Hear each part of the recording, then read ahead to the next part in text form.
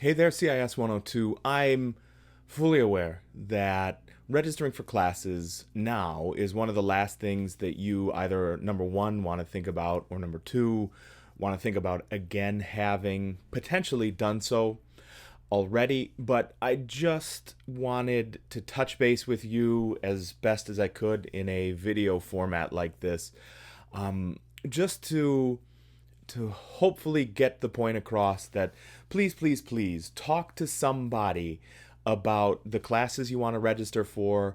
Talk to somebody about when your expected graduation date is and all of those things, because if you just rely on online services to get that job done for you, you are going to probably be really disappointed when it comes time to being almost done, and almost graduating with what you thought was going to be the time that you're here at RVC. I work with several students, and every year I work with several students who are positive that they're going to graduate in May. And I'm still working with them sometimes in December because the courses that they thought they were going to be able to take just aren't available. So, what I wanted to do was just a really quick interlude here on classes that you can take now that you have completed CIS 102. The biggest one I want to highlight for you here is a shameless self plug, but it's actually also the truth, is Web 101. It is an 8-week, 4-credit course, and we go over enough to make you dangerous for an employer later on down the line in being able to help them with their web presence. What I can tell you is here through 2020, companies have become reinvigorated for what it is that the web can do for them because everybody's at home. So that means the first most important touch point most individuals have with a company is going to be with the web. So we actually use a lot of the same tools that you are going to be using this week in CIS 102. We're going to use brackets, we're going to use HTML, we're going to use CSS, but we're going to learn a lot about design while we're at it. So there is no industry. So I know that at CIS 102, a lot of you guys are coming to us as, future engineers or future nurses or future, fill in the blanks. But there is no career field where the web will not be important. While we're on computer science courses that you can and should take, especially if you are engineers, or especially clearly if you guys are in the computer science strand, is CIS 170, Programming, Logic, and Design. In that class, we cover a lot of things that will make you a better programmer and a better process engineer. For anybody who's going to be successful in a career, you're going to have to understand processes, how this process leads into this process. This process, when completed, leads into this process.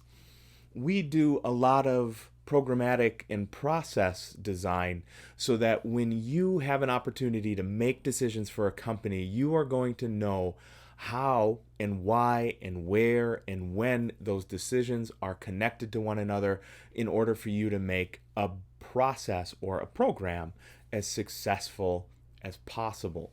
The other things I can suggest that you might take from here, because we've got, we're staring down the barrel of a long winter of, well, spring it's going to be called as far as registration goes, spring of 21. The CIS department offers a web photography course, which is wonderful because it gives you an opportunity to look at the world the way a photographer does and produce a lot of really fun and useful skills for photography. But photography really lends itself to a whole host of other areas. Whether or not that's going to be employable for you, that's up to you. It's a fun 3-credit course. For those of you joining me from engineering, absolutely positively take CIS 276 C++, irrespective of what kind of engineer you are going to be, irrespective of the college you transfer into. You are going to be you're going to be needing CIS 276 C++. C++ is the springboard from which all other languages can be derived. For everybody else, and this goes across the spectrum from, arts and sciences all the way over. So whatever the major it is that you have, talk to an instructor about what it is you want to do, talk to an instructor about when it is you want to graduate, talk to an instructor about things it is that you are interested in. We have the content knowledge, we have just the knowledge of the school, and we have something that online services does not have, and that is we have a wealth of experience in working with you as a student, as an instructor, to get you graduated with what you need and on time.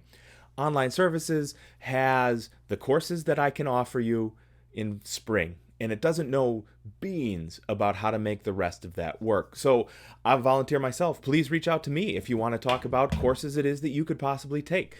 Otherwise, reach out to one of your other instructors. Reach out to, career services. Talk to us about what you want to do, and what it is that you're going to need to get there. So if you haven't signed up for classes already, do not wait and go sign up for those right now. In the next 2 weeks, I'm looking at my calendar over here on my computer screen. In the next 2 weeks, courses are going to start being cut, which means that if you dragged your feet to sign up for a class, it might not be there. And a lot of the classes that are going to be in danger of being cut are only offered once a year, which means that potentially you might not graduate on time. So right now, after this video, if you haven't already done so, register for classes. If you have already done so and you have a little bit more room in your schedule, register for classes. Spring of 21 is going to look exactly the way spring of 20 and fall of 20 looks. You are going to be, like me, teaching and taking classes from your couch, from your basement, freezing cold office, wherever it is. So stock up on classes, get it done, and make the most out of this otherwise avalanche of excrement that we've been dealing with. And remember to reach out if you need anything.